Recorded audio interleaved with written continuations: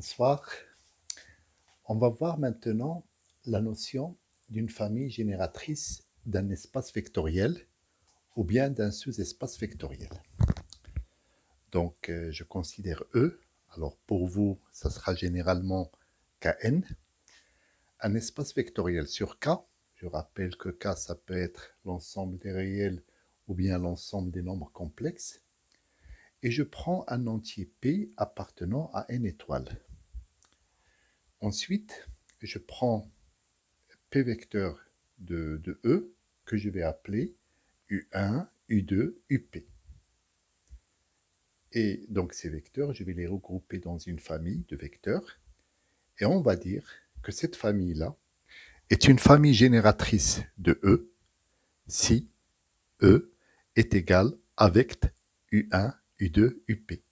C'est-à-dire tout simplement si l'espace vectoriel E est engendré par cette famille de vecteurs. Ou bien, si n'importe quel vecteur de E peut s'écrire comme combinaison linéaire de U1, U2, UP. Et cette notion de famille génératrice d'un espace vectoriel, on peut aussi la donner pour un sous-espace vectoriel. Donc si vous prenez un F, un sous-espace vectoriel de E, et si vous prenez toujours M appartenant à n étoiles, et des vecteurs V1, V2, Vm de F cette fois-ci, et non pas de E. Il faut qu'ils appartiennent à F. Et donc, on va dire que V1, V2, Vm est une famille génératrice de F si F est le sous-espace vectoriel engendré par V1, Vm. Ou bien, tout vecteur de F peut s'écrire comme combinaison linéaire de V1, V2, Vm. Alors, au niveau de la méthode, comment on peut démontrer qu'une famille de vecteurs est une famille génératrice d'un espace vectoriel ou bien d'un sous-espace vectoriel? Eh bien, tout simplement, il y a deux choses à vérifier. Donc, la question posée, est-ce que U1 jusqu'à UP est une famille génératrice de E? Donc, la première chose à vérifier, c'est que ces vecteurs-là, U1, il doit appartenir à E, U2, il doit appartenir à E, et UP, il doit appartenir à F. Et bien sûr, quand vous travaillez, au lieu de travailler sur l'espace vectoriel E, vous travaillez sur un sous-espace vectoriel F, et on vous parle d'une famille génératrice de F, et bien la première chose à vérifier, c'est que tous ces vecteurs appartiennent bien sûr à F. Ensuite, la deuxième chose à vérifier, c'est que tout élément de E peut s'écrire comme combinaison linéaire de ces vecteurs-là.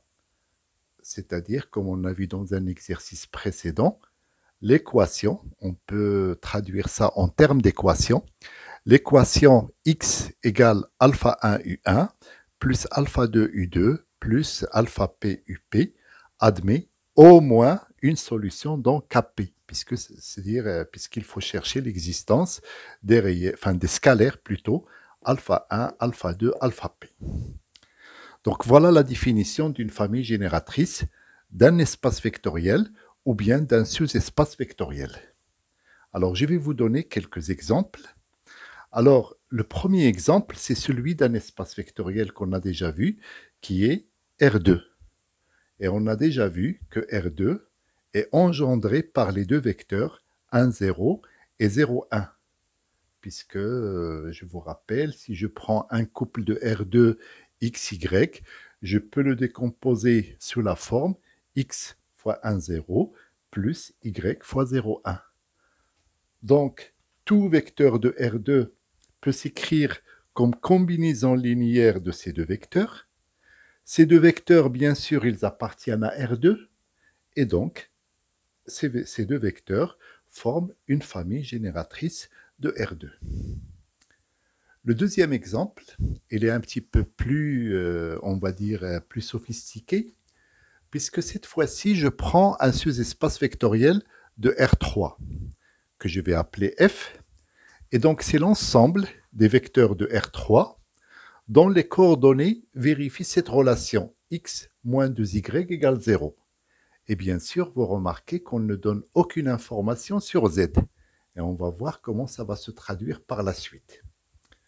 Et donc la question qui se pose, on donne une famille de 2 vecteurs et on vous demande de démontrer que cette famille est une famille génératrice de F.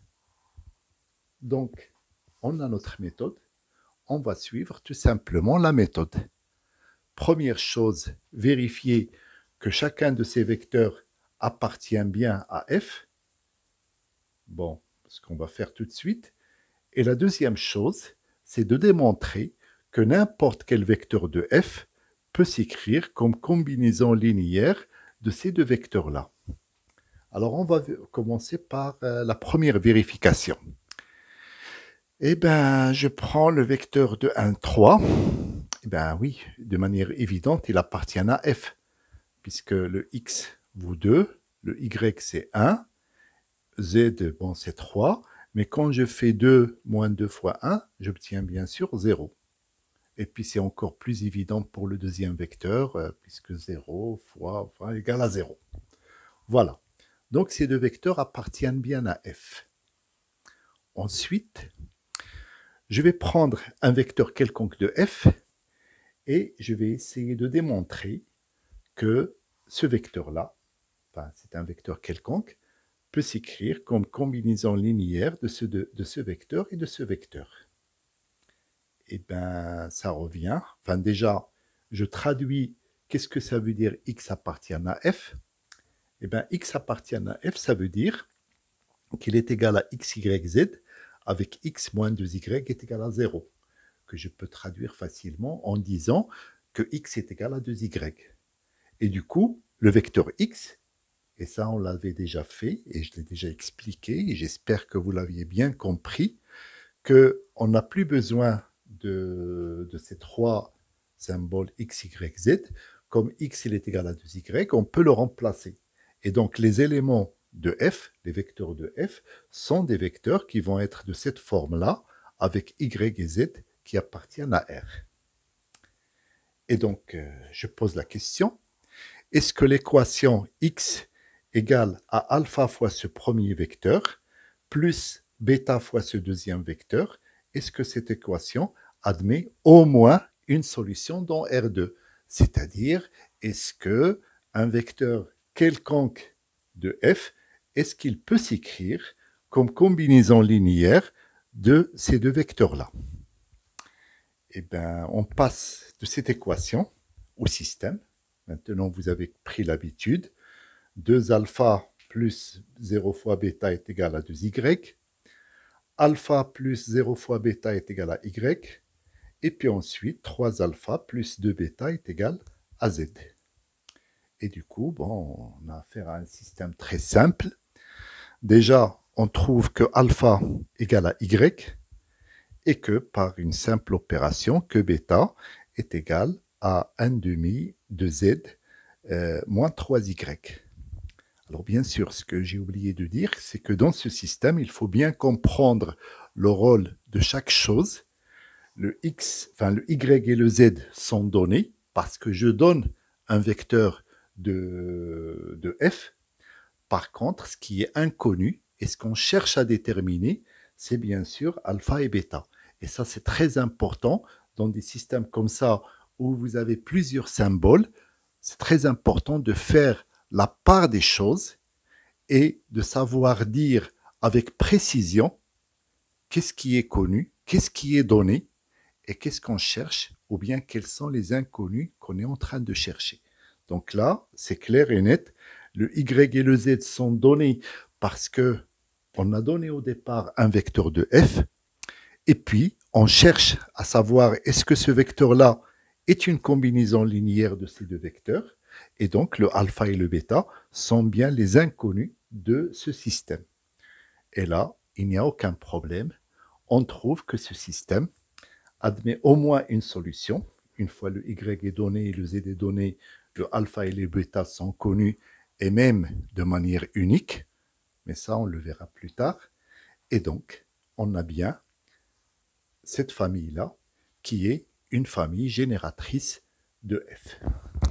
Alors maintenant, je vais continuer le travail sur cet exemple. Et généralement, là, on vous a donné la famille génératrice, mais généralement, ça sera à vous de la trouver. Ben, comment on fait pour trouver une famille génératrice d'un ensemble de vecteurs comme ça, ou bien d'un sous-espace vectoriel, ou bien d'un espace vectoriel? Ben, tout simplement, je reprends X qui appartient à F, et je traduis ce que ça veut dire. Ça veut dire que X égale à Y, donc non, c'est ce que j'ai trouvé tout à l'heure, 2Y, Y, Z, avec Y et Z appartenant à R. Voilà. Et donc ça, on va décomposer ce vecteur. Ça, c'est équivalent à dire que X égale à Y fois 2, 1, 0, plus Z fois 0, 0, 1.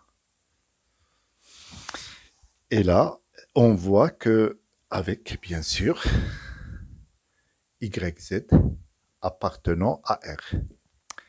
Et là, on voit que n'importe quel élément de F, n'importe quel vecteur de F, peut s'écrire comme combinaison linéaire de ce vecteur et de ce vecteur-là. Et donc, j'ai trouvé là une autre famille génératrice de F. D'ailleurs, ça me permet de dire que un sous-espace vectoriel peut avoir une infinité de familles génératrices. Là, par exemple, pour F, on a trouvé cette famille génératrice. Ensuite, on a trouvé cette famille génératrice. Par exemple, on peut trouver comme autre famille génératrice 4, 2, 15 et 0, 0, moins 7.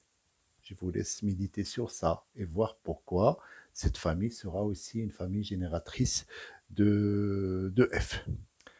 Voilà. Donc, je peux dire que F est égal à la fois à vecte de 2, 1, 3, 0, 0, 2, et je peux dire aussi que F est égal à vecte de 2, 1, 0,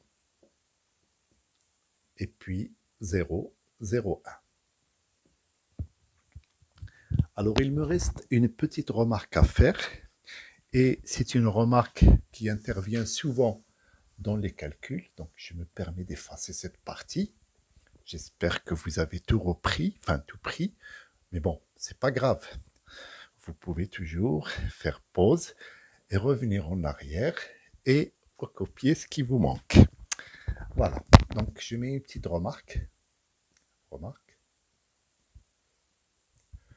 Je prends P cette fois-ci supérieur ou égal à 2.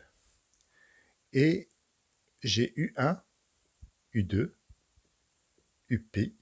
Alors je vais le faire pour un espace vectoriel, mais ça reste valable aussi pour un sous-espace vectoriel. Donc, est une famille génératrice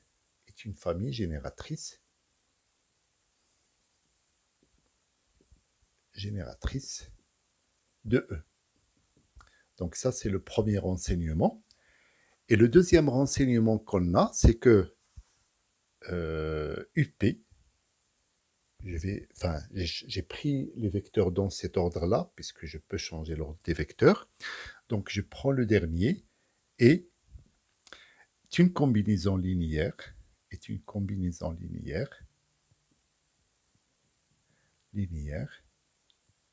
des vecteurs U1, U2, jusqu'à UP-1. Donc, vous comprenez pourquoi j'ai pris P supérieur ou égal à 2. Donc, voilà, UP est une combinaison linéaire des autres vecteurs de la famille. Eh bien, si on a ces deux choses-là, alors, on n'a plus besoin de tous ces vecteurs pour décrire E, ou bien pour dire que c'est une famille génératrice de E. Tout simplement, on peut dire que U1, U2, jusqu'à UP-1 est une famille génératrice génératrice de E. Et ça, bien sûr, ça ne s'arrête pas au niveau d'un vecteur. Si jamais il y a dans cette famille un autre vecteur qui peut s'exprimer en fonction des autres vecteurs de la famille, donc je peux m'en passer et comme ça réduire la famille génératrice. Alors je vous donne un exemple. Bon, c'est un résultat qui se démontre facilement, mais je préfère vous le démontrer sur un exemple particulier, comme ça pour bien voir les choses et pour bien comprendre les choses. Alors, j'espère que vous avez recopié ça. Mais bon, c'est pas grave. Vous pouvez revenir là-dessus. C'est pas comme dans la vie. On ne peut pas faire le replay. Alors, exemple. Bon, vous allez le voir tout de suite. Je prends F, un sous-espace vectoriel de R3, qui est égal à vecteur de U, V, W, avec U égale au vecteur 1, 1, 0, V qui est égal au vecteur 0, 1, 1, et puis W qui est égal au vecteur 1, 2, 1. Effectivement, là je peux dire que UVW est une famille génératrice de F, UVW est une famille génératrice de F, famille génératrice de F. Et là, vous êtes sûrement en train de vous poser la question. Ah, on a la première condition, mais est-ce qu'on a la deuxième condition? Est-ce que W peut s'écrire comme combinaison linéaire comme UV? C'est sûr et certain, vous l'avez déjà constaté. Bon, on va le dire. Alors, on constate que W est égal à U plus V. Alors, avant de conclure comme ça, avant de dire que UV c'est une famille génératrice de F, je vais le démontrer comme ça, le démontrer bien comme il faut, pour bien comprendre et pour bien assimiler le mécanisme de cette réduction comme ça de famille génératrice. Alors, je fais la démonstration. Je prends un vecteur qui appartient à F. Donc, X appartient à F. Alors, pour le moment, pour moi, X, c'est tout simplement vecteur de UVW. Donc, ça veut dire que X va être une combinaison linéaire de ces trois vecteurs. Donc, ça veut dire qu'il existe alpha, bêta, gamma appartenant à R3 tel que X est égal à alpha U plus bêta V plus gamma W. Or, W est égal à U plus V. Ainsi, X égale à alpha U plus bêta V plus gamma. Et du coup, je vais remplacer W par U plus V. U plus V. Soit X égale donc alpha plus gamma U plus bêta plus gamma V. Eh bien, qu'est-ce qu'on voit? On voit que X, qui était au départ une combinaison linéaire des trois vecteurs U, V, W, eh bien, maintenant, c'est une combinaison linéaire uniquement de U et de V. Donc, conclusion, X appartient à vecteur de U de V. Alors, faites attention. Ici, il y a un petit détail qui est important, c'est que ça ne montre pas que F est égal à ça. Ça montre tout simplement que F est inclus dans cet ensemble-là, puisque là, on a l'équivalence, mais à partir de ce moment-là, on a perdu l'équivalence, on n'a que l'implication. Donc je peux dire, donc, f est inclus dans vect de U de V. Alors il reste bien sûr à démontrer l'inclusion inverse. Mais l'inclusion inverse, elle est évidente, puisque un vecteur qui est combinaison linéaire de U de V, il sera bien sûr combinaison linéaire de U et de V et de W. Il suffit de mettre avant W quel coefficient? A, non pas 1, oui, plutôt 0. Voilà. C'est-à-dire si x est égal à AU plus BV, eh bien, je peux dire qu'il est égal aussi à AU plus BV plus 0 fois W. Donc, inversement, ou bien réciproquement, et puis bon, on a de même,